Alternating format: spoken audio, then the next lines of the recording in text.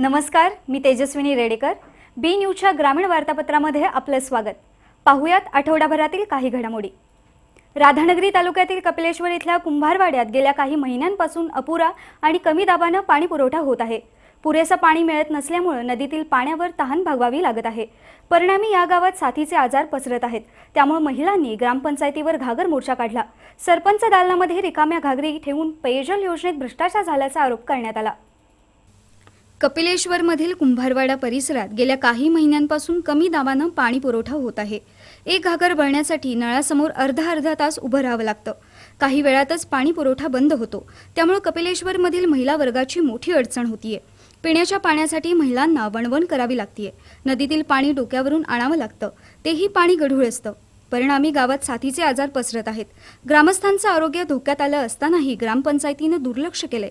याच्या निषेधार्थ महिलांनी ग्रामपंचायतीवर घागर मोर्चा काढला. सरपंच दालनामध्ये रिकाम्या घागरी ठेवून जोरदार घोषणा दिल्या. पेयजल योजनेमध्ये भ्रष्टाचार झाल्यामुळे ही परिस्थिती उद्भवल्याचा आरोप करण्यात आला.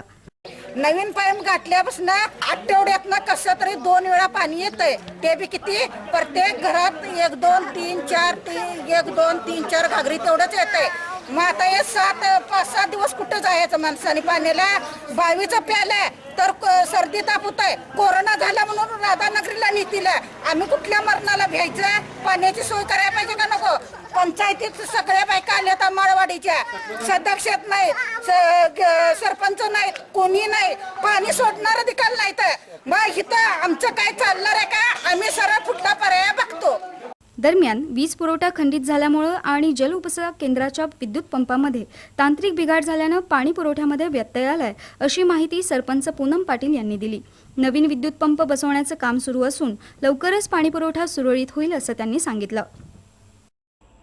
भुदरगड तालुक्यातील गिरगाव इथं नव्यानं शाळेची इमारत बांधण्यात आली. त्यासाठी 17 लाख रुपये खर्च झाले. पण नव्यानं बांधलेल्या शाळेच्या इमारतीमध्ये विद्यार्थी बसण्या अगोदरच निकृष्ट बांधकामाची प्रचिती येऊ लागली आहे. भिंतीला आणि फरशीलाही मोठमोठ्या भेगा पडल्यात, तर इमारतीचा पाया खचू लागलाय. त्यामुळे ग्रामस्थांमधून तीव्र संताप व्यक्त होतोय. भुदरगड तालुक्यातील दुर्गम अशा गिरगाव इथल्या प्राथमिक शाळेची जुनी इमारत जीर्ण झाली होती. त्या शाळेसाठी जिल्हा वार्षिक योजनेतून 17 लाख रुपये मंजूर झाले. प्रत्यक्ष बांधकामही झालं, पण ठेकेदारानं शाळेच्या इमारतीचं बांधकाम निकृष्ट दर्जाचं केलंय. मुळात इमारतीसाठी मजबूत पाया काढलेला नसल्यानं आणि निकृष्ट साहित्य वापरल्यानं संपूर्ण इमारतच संशयाच्या भोवऱ्यात सापडली आहे. या नव्या कोऱ्या शाळा इमारतीत विद्यार्थी बसण्यापूर्वीच अनेक त्रुटी समोर आल्यात. सर्वात गंभीर बाब म्हणजे या इमारतीचा पाया खचू लागलाय, तर भिंतींनाही मोठमोठ्या भेगा पडल्यात. शाळा सुरू होण्यापूर्वीच संपूर्ण इमारत धोकादायक बनल्यानं पालकांमध्ये भीती आणि संताप आहे. रस्ता असो किंवा शाळा इमारत, बहुतांश ठेकेदार निकृष्ट दर्जाचं काम का करतात हा मोठा प्रश्न आहे. पैसे खाऊन तरी काम चांगलं करावं ही भावना ठेकेदारांच्या मनात का येत नाही हा संशोधनाचा विषय आहे. पण ठेकेदार आणि प्रशासनाच्या मनमानी कारभारामुळे मुलांसाठी बांधलेल्या शाळा इमारतीची सुद्धा अशी अवस्था होणार असेल तर ही बाब नक्कीच अक्षम्य आहे. त्यामुळेच गिरगावमधील ग्रामस्थांमध्ये संतापाची भावना आहे. शाहूवाडी तालुक्यातील अतिदुर्गम भाग अशी ओळख असलेल्या जांभळी कासारी खोऱ्यामध्ये विजेचा नेहमीच लपंडाव सुरू असतो. महावितरणच्या दुर्लक्षामुळे या परिसरात विद्युत पुरवठ्याचा खेळखंडोबा आणि विद्युत यंत्रणेची दुरावस्था अशी परिस्थिती आहे. अनेक विद्युत खांब गंजलेले आहेत. महावितरणनं खराब विद्युत खांब तातडीनं बदलावेत अशी मागणी ग्रामस्थांमधून होत आहे. शाहूवाडी तालुक्यातील इजोली, सावर्डी, करंजफेण आणि इतर धनगरवाडे अतिदुर्गम भागात आहेत.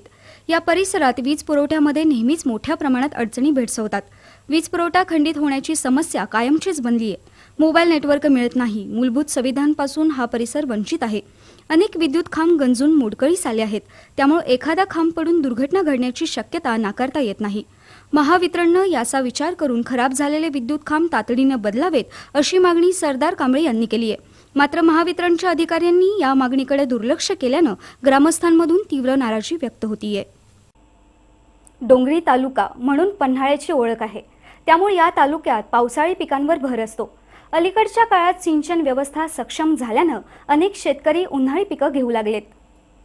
पन्हाळा तालुक्यातील बहुतांश भाग डोंगर माथा आणि डोंगर उतार अशा पद्धतीचा आहे. या परिसरात मोठ्या प्रमाणात पाऊस पडतो.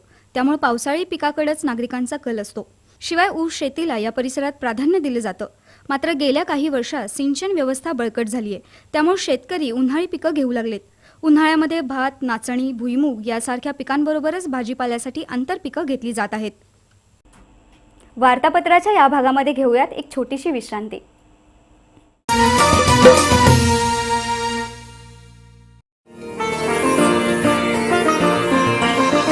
स्वप्नपूर्तीची कळी उमलली, जुळली अमोल नाती. आपुलकीची साथ लाभली, आपुलकीची माती. आनंदाची पहाट झाली, स्मित उमटले ओठी. हृदयामधल्या स्वप्नांना ह्या लाभे साथ अनोखी, लाभे साथ अनोखी. विराज सिटी भुयेकर पाटील ग्रुपचा एक सुमंगल वास्तू प्रकल्प. विराज सिटी साईट संपर्क कागल एसटी स्टँड समोर नॅशनल हायवे NH4 लगत कागल. मोबाईल 9527608484.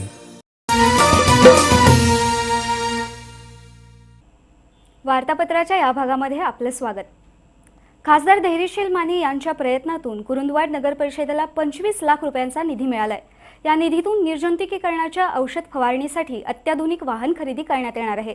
शिवाय सुरक्षेच्या दृष्टीनं शहरात CCTV बसवण्यात येणार आहेत, अशी माहिती शिवसेनेचे तालुका प्रमुख वैभव उगळे यांनी पत्रकार परिषदेत दिली. कोरोना काळात औषध फवारणी आणि निर्जंतुकीकरणाचं महत्त्व अधोरेखित झाले. मात्र अनेक ठिकाणी औषध फवारणीसाठी सुसज्ज वाहनं उपलब्ध नाहीत. त्यामुळे स्थानिक प्रशासनाला तारेवरची कसरत करावी लागते. ही बाब लक्षात घेऊन खासदार धैर्यशील माने यांनी कुरुंदवाड नगरपालिकेला 25 लाख रुपयांचा निधी उपलब्ध करून दिलाय.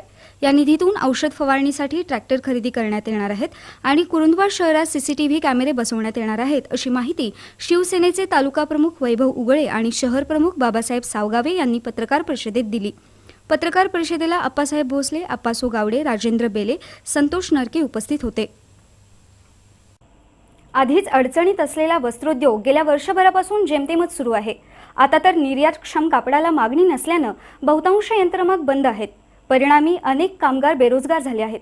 त्यामुळे वस्त्रोद्योगासमोरील संकट काही केलं सुटत नसल्यानं कारखानदार चिंतातूर झाला आहे. वस्त्रोद्योगामुळे इचलकरंजी हे महाराष्ट्राचं मँचेस्टर म्हणून ओळखलं जातं. इथं वस्त्रोद्योग आणि त्याच्याशी निगडीत अनेक उद्योगधंदे आहेत. हातमागापासून सुरू झालेल्या उद्योगानं आता यंत्रमाग आणि गारमेंटपर्यंत मजल मारली आहे. तरीही वस्त्रोद्योगातील तेजीमंदी कायम आहे. एकीकडे सूत दरात सातत्यानं वाढ होते, मात्र उत्पादन केलेलं कापड बऱ्याचदा उत्पादन खर्चाहून कमी दरानं विकावं लागतंय. लॉकडाऊनमुळे तर वस्त्रोद्योग आणखी अडचणीत आलाय. गेल्या 2 महिन्यांपासून पुन्हा कोरोना संसर्ग झपाट्यानं वाढत असल्यानं अनेक कामगार आपल्या गावी परतलेत.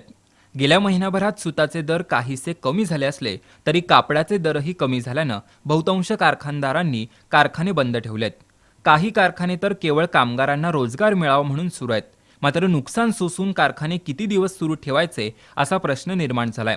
आधीच अडचणीत असलेल्या वस्त्रोद्योगासमोरील संकट अधिक गडद झालं असून शासनानं वेळीच लक्ष दिलं नाही तर संपूर्ण वस्त्रोद्योग ठप्प होईल अशी भीती व्यक्त होतीये. वस्त्रोद्योगासाठी सवलतीच्या दरात वीज पुरवठा, कर्जाच्या व्याजात सवलत अशा अनेक मागण्या प्रलंबित आहेत.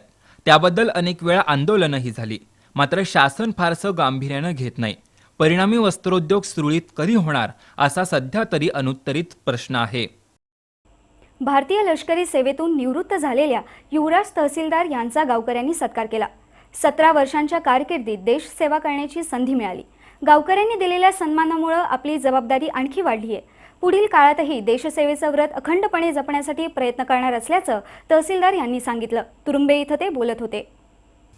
राधानगरी तालुक्यातील तुरुंबे गावातील युवराज तहसीलदार हे 17 वर्षांच्या लष्करी सेवेनंतर निवृत्त झाले आहेत. भारतीय लष्करातून सेवानिवृत्त झालेल्या तहसीलदार यांचं तुरुंबे गावात आगमन होताच गावकऱ्यांनी त्यांची जल्लोषी मिरवणूक काढली. शहीद विजेंद्र साबळे वाचनालयाचे अध्यक्ष कृष्णात तावडे, सरपंच मयुरी भावके, उपसरपंच शिवाजी मगदूम यांच्या हस्ते तहसीलदार यांचा सत्कार करण्यात आला. गावकऱ्यांनी केलेल्या सन्मानामुळे भारावून गेल्याचं सांगत यापुढे ग्रामीण भागातील तरुणांना सैन्य दलात भरती होण्यासाठी प्रवृत्त करणार असल्याचं त्यांनी सांगितलं. यावेळी शिवाजी कोळी, सागर भावके, विजय शेटगे, तानाजी साबळे, दयानंद कांबळे, अरविंद नलवडे, सतीश भोईटे उपस्थित होते. हुपरीतील हॉटेल अमृतचे मालक विद्याधर पाटील आणि पुण्यातील सूस जैन समाजाच्या वतीनं हुपरीसह परिसरातील गरजूंना मोफत जेवण दिलं जात आहे.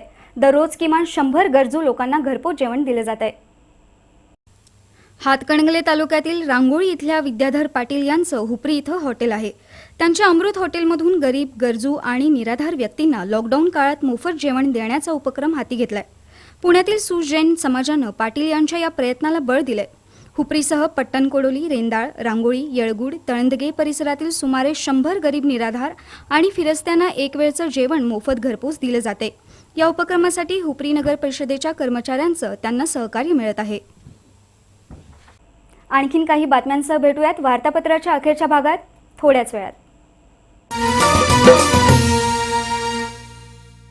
गुणवत्ता, दर्जा आणि विश्वास यांच्या त्रिवेणी संगमातून तयार होणारे वैशिष्ट्यपूर्ण कट अँड बेंड तंत्रज्ञानानं तयार होणारे 24 मीटर पर्यंतचे अखंड बार्स महालक्ष्मी TMT बार्स. भक्कमतेला, विश्वासाची मजबूतीला, युगायुगांची साथ सदा मिळते. महालक्ष्मी TMT बार्स, नाते अविरत जुळते. गुणवत्ता, दर्जा आणि विश्वास यांच्या त्रिवेणी संगमातून तयार होणारे वैशिष्ट्यपूर्ण कट अँड बेंड तंत्रज्ञानानं तयार होणारे 24 मीटर पर्यंतचे अखंड बार्स महालक्ष्मी TMT बार्स. भक्कमतेला, विश्वासाची मजबूतीला, युगायुगांची साथ सदा मिळते. महालक्ष्मी TMT बार्स, नाते अविरत जुळते.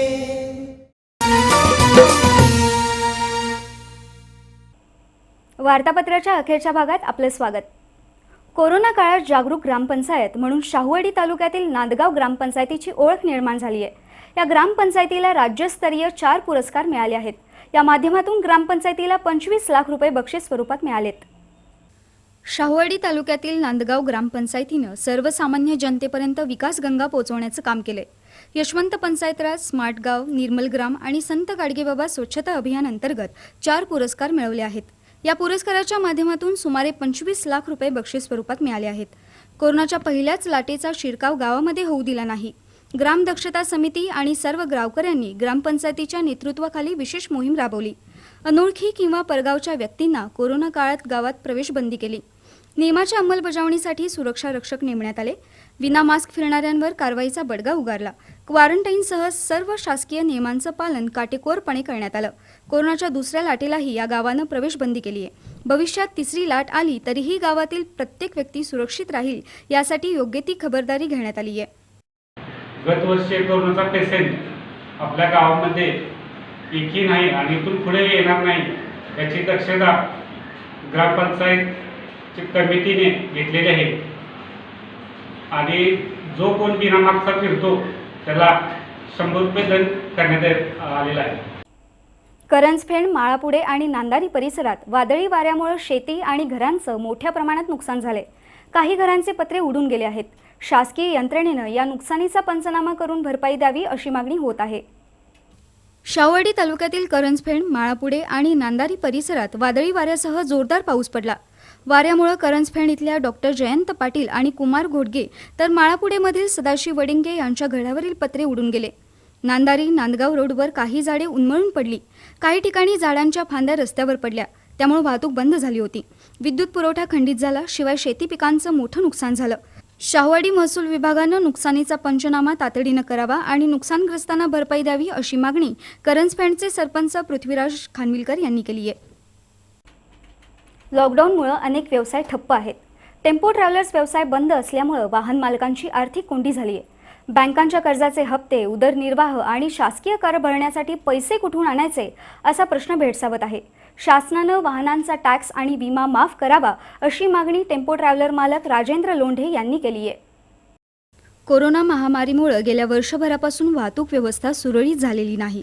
प्रवासी वाहतुकीवर अनेक निर्बंध आहेत. परिणामी टेम्पो ट्रॅव्हलर्स, प्रवासी वाहतूक करणाऱ्या वाहनधारकांची आर्थिक अडचण आली आहे. बँकांचे हप्ते आणि उदरनिर्वाहाचा प्रश्न गंभीर बनलाय.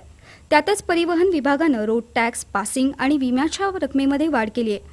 उत्पन्न खुंटलं असतानाही शासकीय कर कुठून भरायचे, कर्जाचा हप्ता आणि उदरनिर्वाह कसा करायचा असा प्रश्न भेडसावत आहे. त्यामुळे महाराष्ट्र सरकारनं वाहन कर माफ करावा अशी मागणी करण्यात येते. साहेब, मालक जाणं हे खरं, पण साहेब मालकाचं दुःख खूप वाईट आहे. आता कुठं चांगले दिवस सांगते मिळून राहील तोपर्यंत 1 वर्षभरापासून हा कोरोना आला साहेब. अक्षरशः कोरोनानं साहेब पूर्ण संसार उद्ध्वस्त करायला वेळ साहेब. आज म्हणजे साहेब काही मालकांचे ड्रायव्हरांचे उपासमारची वेळ अशी आलेली की त्यांना अन्न खाणं मुश्किल आहे साहेब. कोणतीही बँक फायनान्स थांबू शकत नाही साहेब. महिन्याला साहेब 18 ते 20,000चा हप्ता आहे. आता पण 2 महिन्यापर्यंत नव्याच्या दिवसात तोपर्यंत परत आणि कोरोना आला साहेब. सरकारला माझ्याकडला एकच विनंती आहे, आदरणीय मुख्यमंत्री साहेब, आदरणीय परिवहन मंत्री साहेब, ह्या कोरोनाच्या काळात 1 वर्षासाठी साहेब टॅक्स इन्शुरन्स पासिंग हे थांबवा साहेब. लॉकडाऊनच्या काळात 12 बलुतेदारांची उपजीविका धोक्यात आली आहे. व्यावसायिकांचं प्रचंड नुकसान होत आहे. अशा वेळी राज्य शासनानं विशेष आर्थिक तरतूद करावी या मागणीचं निवेदन कागलमधील 12 बलुतेदार संघाच्या वतीनं तहसीलदार शिल्पा ठोकळे यांना देण्यात आलं. कुंभार, लोहार, सुतार, माळी, शिंपी, परीट अशा 12 बलुतेदार समाजाची लॉकडाऊन काळात मोठी कुचंबणा झाली आहे. पारंपरिक व्यवसाय हेच त्यांच्या उत्पन्नाचं मुख्य साधन आहे. पण लॉकडाऊनमुळे व्यवसाय बंद असल्यानं 12 बलुतेदार समाजावर उपासमारीची वेळ आली आहे. काहींनी तर आत्महत्या केल्या असून त्यांची कुटुंब उद्ध्वस्त झाली आहेत. अशा परिस्थितीत शासनानं 12 बलुतेदार समाजासाठी आर्थिक पॅकेज जाहीर करावं या मागणीचं निवेदन कागलमधील 12 बलुतेदार संघाच्या वतीनं तहसीलदार शिल्पा ठोकळे यांना देण्यात आलं. यावेळी सागर परीट, सम्राट सणगर, अनिल संगपाळ आणि विष्णू कुंभार उपस्थित होते. याबरोबरच हे वार्तापत्र संपलं. नमस्कार.